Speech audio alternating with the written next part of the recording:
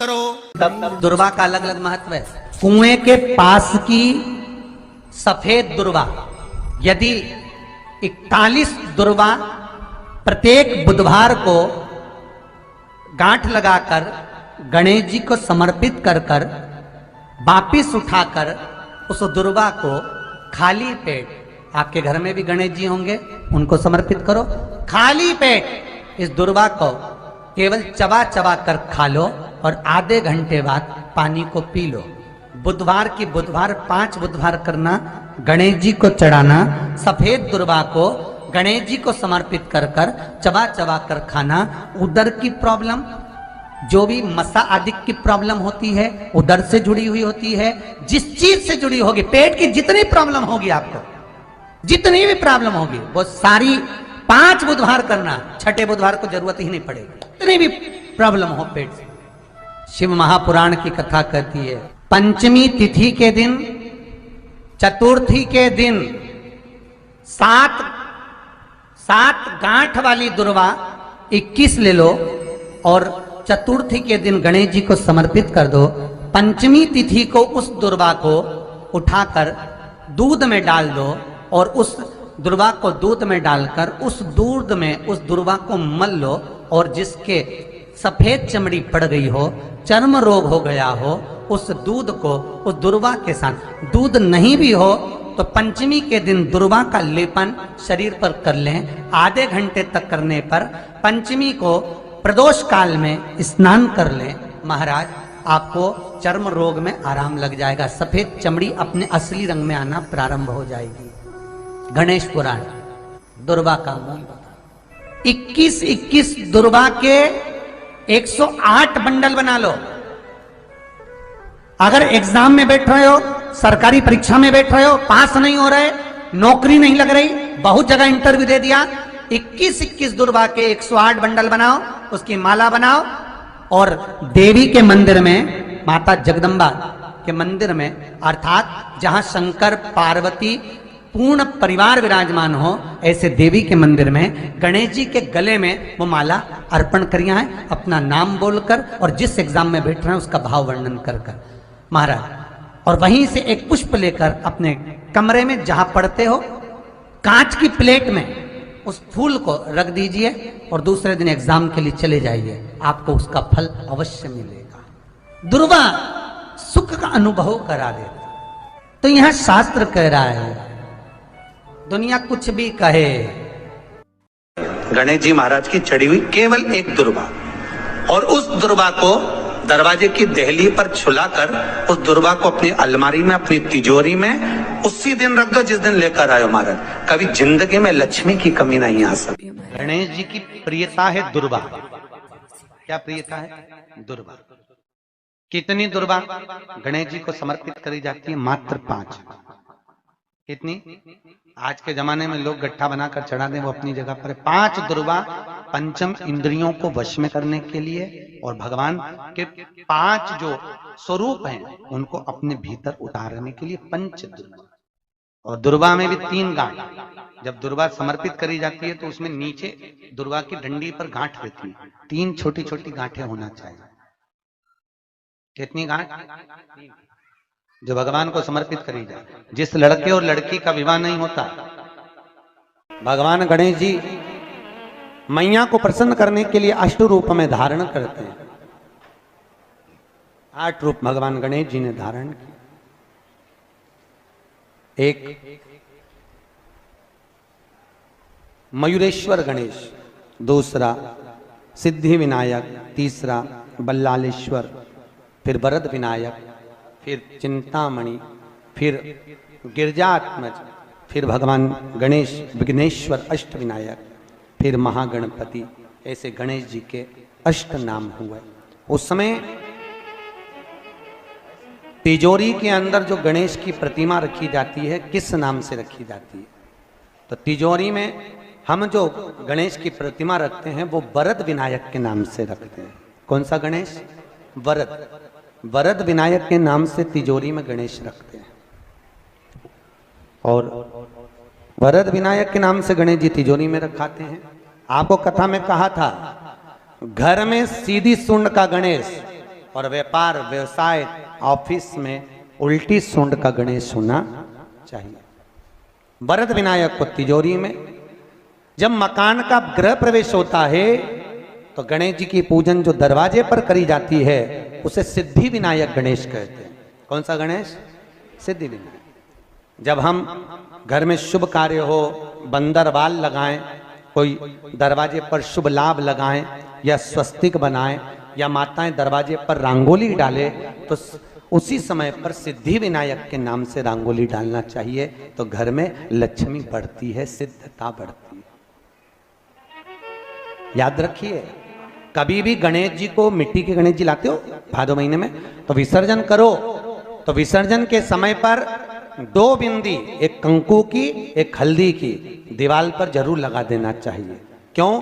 क्योंकि गणेश जी हमारे यहाँ आते हैं तो रिद्धि सिद्धि के साथ आते हैं, पर जब गणेश जी जाते हैं अगर हम बिंदी नहीं लगाते हैं तो गणेश जी अपनी रिद्धि सिद्धि को साथ में लेकर चले जाते हैं। पति के साथ पत्नी वापिस चली जाती है। जब हम बिंदी लगाते हैं तो उसका मतलब होता है कि हमारे घर की बहू हमारे घर में रहे, बेटा भले भ्रमण के लिए जाए। तो गणेश जी जाते हैं, रिद्धि सिद्धि घर में रह जाती है। इसलिए रिद्धि सिद्धि को घर में रखने के लिए 2 बिंदी लगाना चाहिए, एक कुंकू की एक हल्दी, रिद्धि सिद्धि।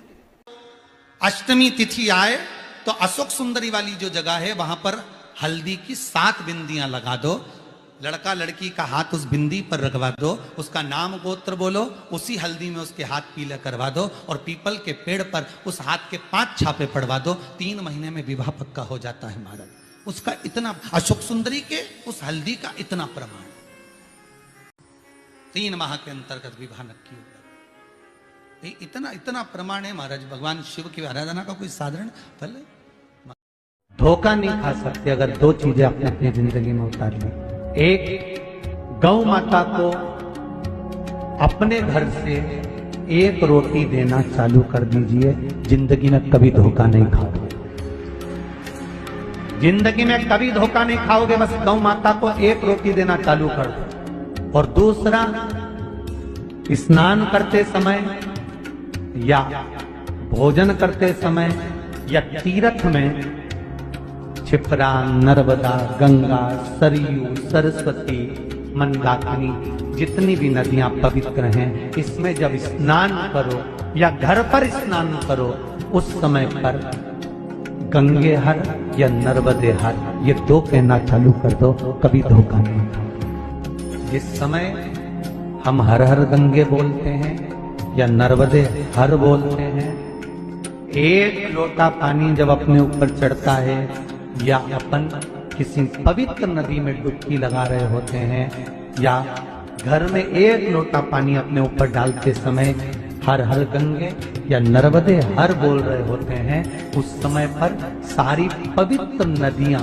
और हमारे पूर्वज, हमारे पितर, हमारे आहूत, हमारे वासुक और 33 कोटि देवता हमारे नर्मदे हर बोलते ही, गंगे हर बोलते ही हमारे सम्मुख में आकर खड़े होकर हमको पवित्र नमः शिवाय, ओम नमः शिवाय। पुरुष जब नमः शिवाय का जाप करता है शुरू में ओम लगाता है, ओम नमः शिवाय, ओम नमः शिवाय। स्त्री चालू करेगी तो नमः शिवाय से चालू करेगी, नमः शिवाय, ओम नमः शिवाय। नमः शिवाय से चालू कर ओम पर पहुंचेगी, फिर चालू करती जाएगी, नमः शिवाय, ओम नमः शिवाय। पुरुष चालू करता है तो ओम नमः शिवाय। स्त्री पुरुष के बोलने का भी गोली खाने का तरीका होता है।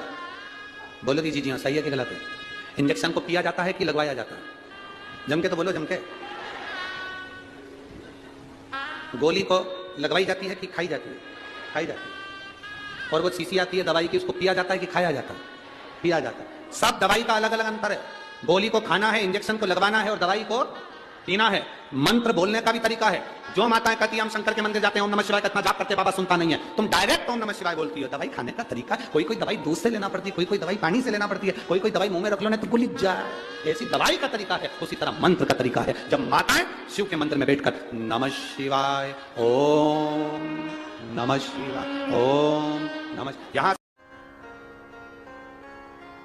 पति मार्ग से भटकता है,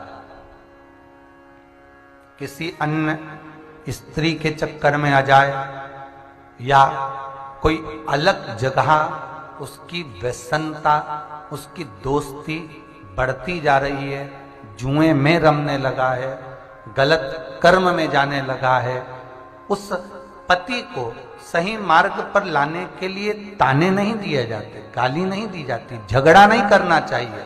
एक काम करना चाहिए, जहां पर शिव पंचायत बैठी है, भगवान विष्णु, जगदम्बा, भोलेनाथ, ये शिव पंचायत के अंतर्गत, गणेश जी, ये पंचायत के अंतर्गत ये आते हैं शिव पंचायत। तो शास्त्र कहता है जिस मंदिर में शिव पंचायत बैठी हो उस मंदिर में देवी जी के सामने एक पान के पत्ते पर अपनी कामना कर कर पति जिस नारी या किसी के चक्कर में फंसा हो उसका नाम लेकर, पति का नाम लेकर, एक पान के पत्ते में देवी के सामने माखन रख दो, दूसरा पत्ता मंदिर के पीछे उसमें भी माखन रख दो। महाराज कुछ बोलना नहीं है, चालना नहीं है, पति को यहां जरूर कामना करना शिव पंचायत। और पंचायत में जाकर, जगत की पंचायत में पंचायती नहीं करना, शिव पंचायत में पहुंचकर अपनी बात पंचों के सामने रख देना। बस 3 महीना इंतजार करना। ऐसी फूट पड़ती है, ऐसी फूट पड़ती है कि वो एक दूसरे का मुंडा ही नहीं देखे, बापड़ा, और वो सामने आए नहीं, वो चप्पल लेके दौड़े, और वो कुछ बोले तो वो गाड़ी लेके धुने। बस अपने चाहिए ही क्या, अरे बोला तो सही है, बस बात कर। वो उधर झगड़ा करे, इन्हें प्रेम बढ़े। अब कई माताएं कहती है गुरुजी हमने तो देवी जी के मंदिर, अरे देवी जी के मंदिर, शिव पंचायत में अपनी बात पंचों के सामने पहुंचना चाहिए। पंचों के सामने पहुंचेगी तब तो काम होगा। अब तुम तो सोचा अपने घर में ही कर लो और सारे उपाय घर में कर लिए और सोचे कि काम ही नहीं हो रही, हमने तो करा, हमारा तो काम ही। तुमने पूछा कहाँ करा, तो कि घर में ही करा, तो घर में कोई हो। कहीं नहीं लिखा कि तुम भगवान को 108 या 1008 या 1008 बेलपत्र समर्पित करोगे तो शिव जी प्रसन्न हो जाएंगे। शिव महापुराण की कथा तो यहां तक कहती है, एक बेलपत्र की पत्ती को आप अगर बीच में से, ये एक बड़ी पत्ती, उसके बीच में 2 पत्ती और 2 पत्ती के बीच में जो गैप है, बीच पत्ती में, इस पत्ती और 2 पत्ती के बीच में जो जगह है, अगर आप इस पत्ती को यहां से स्पर्श कर कर, इस पत्ती को यहां से स्पर्श कर कर शंकर भगवान के शिवलिंग पर अगर आप श्री शिवाय नमस्तुभ्यम कहकर, पंचाक्षर मंत्र नमः शिवाय कहकर, षडाक्षर मंत्र ओम नमः शिवाय कहकर यदि शंकर के शिवलिंग पर समर्पित करते हो तो श्री शिवाय नमस्तुभ्यम, सब बोलिए एक बार जमकर, श्री शिवाय नमस्तुभ्यम। प्रैक्टिकल जरूर करना, कहीं सियोर वाला महाराज झूठ तो नहीं बोल रहा। शास्त्रों की बातें हमारे जीवन में हमें सुख प्रदान करें, इसलिए इस भाव का आनंद करते हुए आज की कथा को विराम देते हैं। श्री शिवाय नमस्तुभ्यम। मेरे चैनल को सब्सक्राइब करें, बेल आइकन प्रेस करें, जिससे कि आपको लेटेस्ट वीडियो की नोटिफिकेशन मिल जाएगी।